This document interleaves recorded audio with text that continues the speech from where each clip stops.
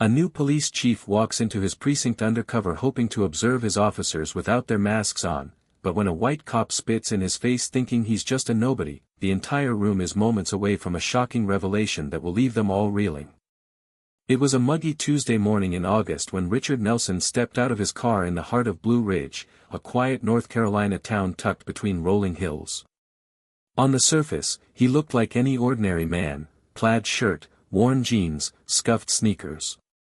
What no one could tell from the outside was that Richard wasn't just another passerby. He was the city's newly appointed police chief, a man who had spent 2 decades climbing the ranks of law enforcement. Richard had a plan. He believed real leadership meant understanding the truth of a department, not the staged version polished for formal welcomes. And as a black man walking into a precinct plagued by whispers of misconduct, he wanted to see the culture raw, unfiltered. The parking lot buzzed with uniformed officers arriving for duty. Laughter and casual chatter filled the air, but no one paid Richard much attention. That was exactly how he wanted it. Pulling the brim of his baseball cap lower, he breathed deeply, steadying himself for the challenge ahead. Inside, the precinct felt alive with noise, phones ringing, footsteps echoing, the faint scent of stale coffee lingering in the fluorescent-lit halls. Richard walked slowly, his eyes scanning the room, watching how officers interacted when they thought no one important was watching. For now, he was invisible, and that was his advantage. But invisibility wouldn't last long. Richard paused near the break room, his quiet observation suddenly interrupted. "Hey, you," a sharp voice cut through the chatter. Richard turned to see a tall white officer striding toward him with a smug grin. The badge on his chest read Daniels. Behind him, a few others leaned casually against the wall, their expressions expectant, as if waiting for a show. "Lost, are we?" Daniels sneered.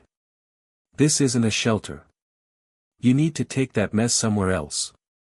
His voice carried across the room, drawing chuckles from the onlookers. Richard froze, his jaw tightening.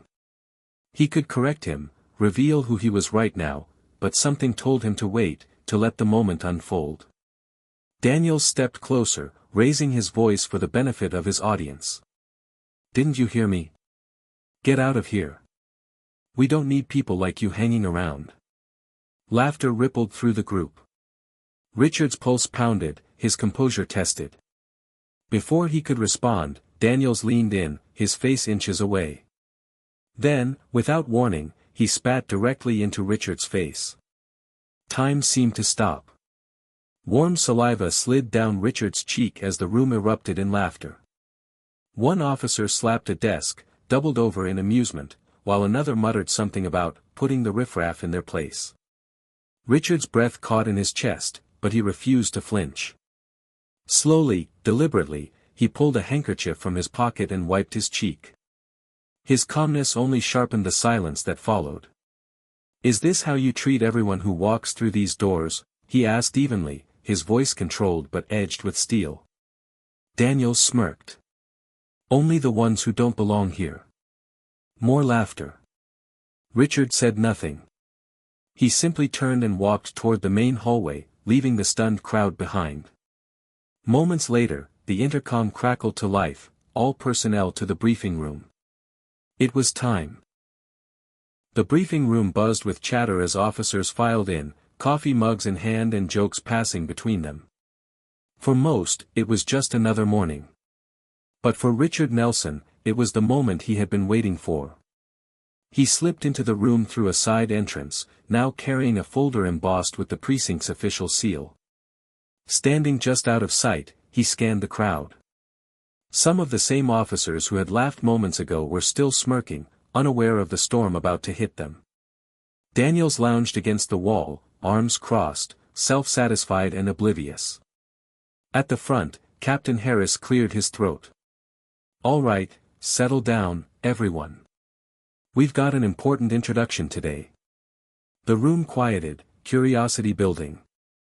As most of you know, Chief Caldwell retired last month. We've been waiting for his replacement, and I'm pleased to introduce our new leader. A man with an impressive record and a vision for this department. The captain gestured toward the side of the room. Richard stepped forward.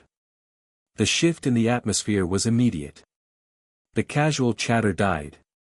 Eyes widened. Daniel's smirk faltered, his face draining of color as recognition struck. Richard walked to the podium, calm and deliberate. He placed the folder down and let his gaze sweep across the room, locking eyes with each officer. The silence was thick enough to cut.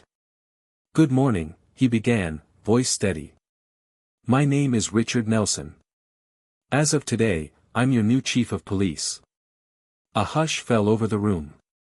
Daniel stiffened, his earlier bravado evaporating as sweat beaded on his brow. Richard's eyes lingered on him just a moment longer before he continued. "I came here in plain clothes this morning to see this department as it truly is. And what I witnessed," he paused, letting the weight hang, "was eye-opening." A low murmur rippled through the room, but Richard raised his hand, commanding silence. His voice sharpened, every word deliberate. "In my brief time here, I've already seen behaviors that are not just unprofessional but unacceptable. Let me make one thing clear, whatever culture has been allowed to fester in this department ends today." The room was dead quiet. Daniel shifted uneasily, eyes darting to the floor. Richard stepped closer to the podium's edge, his gaze unflinching. "Respect is not optional. It is the foundation of this job. Without it, we fail, not just each other, but the community we swore to protect."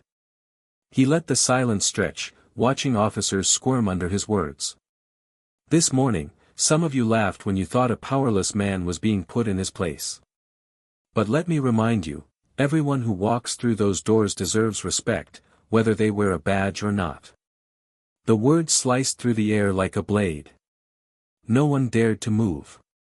Richard's attention locked onto Daniels. "Officer Daniels," he said, stepping down from the podium until he stood just a few feet away.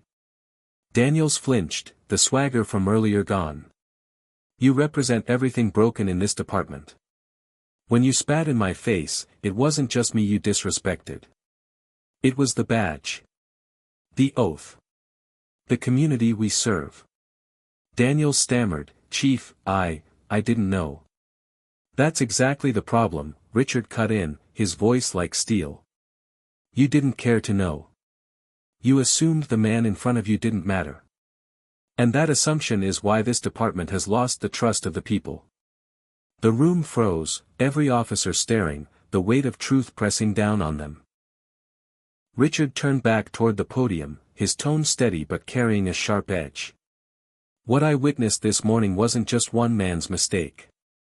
It was a culture, one where bullying and prejudice are tolerated, even celebrated. That ends now." His voice rose slightly, filling the room.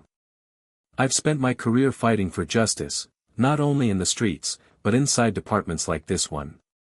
Change won't happen overnight, but hear me clearly, as long as I am chief, this precinct will operate with integrity, respect, and accountability." He let the words sink in before glancing at Captain Harris. Then, without hesitation, he delivered the first blow. "Effective immediately, Officer Daniels is suspended pending an internal investigation. And for anyone who thinks this is just a warning, think again. This is the first of many changes." Gasps swept through the room. Daniel's face turned crimson, his jaw clenched tight as whispers spread among his peers. Richard remained composed, his presence unshaken. "This isn't about punishment," he continued. "It's about setting a standard. If you're unwilling to rise to it, this isn't the place for you. But if you're ready to do better, to be better, then we'll move forward together. Know this, I will hold each of you accountable every step of the way." Silence blanketed the room. Officers exchanged uneasy glances, some shifting with guilt, others with quiet reflection. Daniel stormed out, his humiliation heavy in the air. Richard stood tall at the podium, his eyes sweeping across the room once more. He knew this was only the beginning. Years of toxic culture wouldn't change overnight. But today, he had planted a seed, a warning and a promise. The message was clear: in Blue Ridge, respect was no longer optional.